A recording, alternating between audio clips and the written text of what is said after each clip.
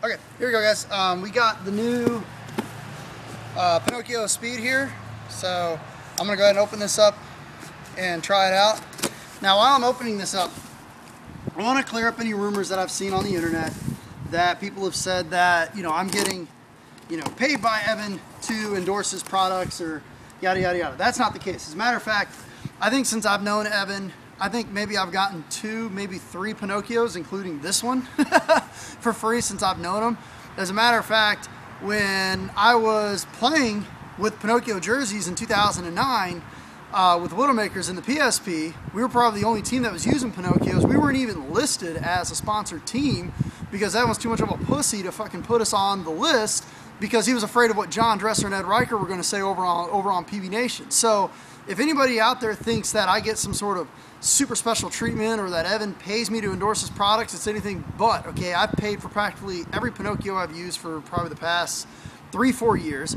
They usually last about 2 years, and then I usually end up breaking the feed necks on them. You can even confirm this with Jennifer Chapman, who works for Evan, and ask her how many Pinokios they've sent me for free in all the years that she's worked for them. Okay, I'm not on their payroll. I wish I was. I'd love to make a living, you know, endorsing Pinokio products. I unfortunately, when he was handing out the checks for sponsorship, Crystal Soya got paid, B. Youngs got paid, Mike Paxton got paid. I didn't get paid, so I don't want anyone out there saying, "Oh, you must have some sort of sponsorship arrangement to push their products." It's bullshit. Okay, I wish I did. I would take the money in a heartbeat. It's a good product, but no, I have not gotten paid to endorse Pinokio. So I want to address that right away. I've seen some comments on Facebook and on YouTube. Okay, here we go. This is the new Pinokio Speed. Now I did a video at World Cup. Josh Silverman walked up.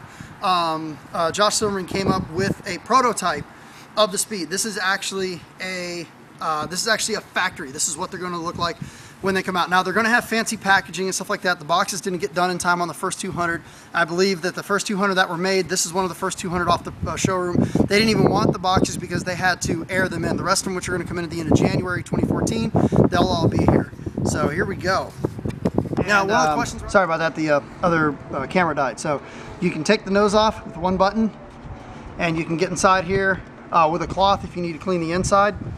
And you can use a swab to just clean out the drive tray. You can also stick it up through the underside here. And this is actually like the plastic that they used to make the old school Revies, and actually now the new re-release for Levies. This is the nylon plastic. Feels really good. Now let's go ahead and I'll show you that it's got batteries in it. He told me he was going to come with batteries in it because I told him I was going to do an unboxing video from pretty much the box straight to the gun. Go ahead and snap that on. And the power button is on the underside. Now, something he also told me is that these come with the new P boards, which is the full 18 volts into the motor. And the cool thing is, if you guys remember the old Pinokio P boards, it will, as opposed to the old ones, the new ones will go from green light to red light on dead batteries. The old ones didn't do that. I told him he needed to change that.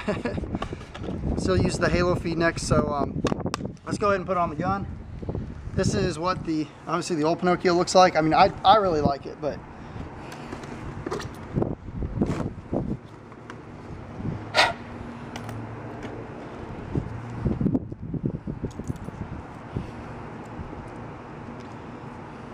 feels like the feed neck is actually slightly thinner than the old feed neck. I had to twist my clamping feed neck on my 14 a couple times to get the clamp on. Okay. So that's what it looks like on the gun. Let's go ahead and shoot it.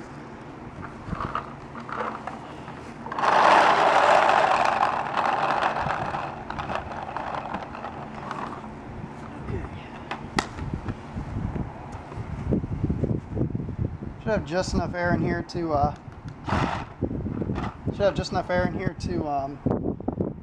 shoot this loader. So if anybody's got the time to count how many balls I'm going to shoot here, we should be able to. Or you can estimate. So this will be PSP 12.5. So we'll see how it shoots you. So I'm just going to shoot it off over here until oblivion, so you can just kind of follow behind me. So. Sure.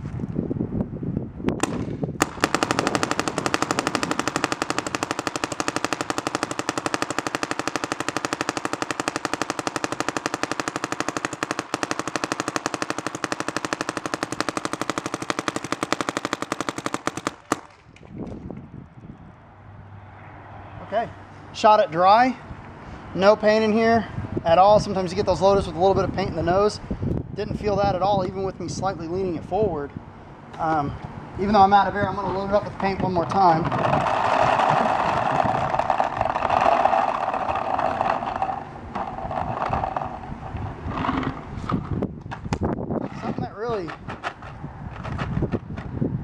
Something that's really neat about this, first impressions, is that the loader isn't in my face like it is with the Z2 or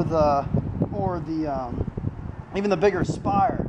You know, a lot of times you're used to the back of the loader sticking right in your face. This feels like you've got like a 100-round hopper on the gun from the back. I mean, look how much of a gap there is from the back of the gun to the back of the loader. That's the first thing I noticed. I mean, that's actually going to come in handy for the videos. A lot of people complain that you've got the cameras on the back of the loader, but I don't know if that's going to be a problem with this, because that's really far forward. In terms of balance, it feels perfectly balanced. I mean, it feels really balanced on the gun. You would think it would be front heavy, but it's not. It feels, you know, nice and balanced on the gun. I mean, I'm just holding it by basically the snatch grip to see how it feels. And as you can see, you know, on the holding it by the back, it's you know, pretty balanced. Maybe slightly nose heavy, but not bad. So that's I mean, so far I like it. You know, we're gonna have to see once I get out there and playing if how it sticks out over the front of the gun. You know, it could be a problem between leaning it behind bunkers and stuff like that. We'll have to check that out, but feed's fine. Everything so far so good. Thank you.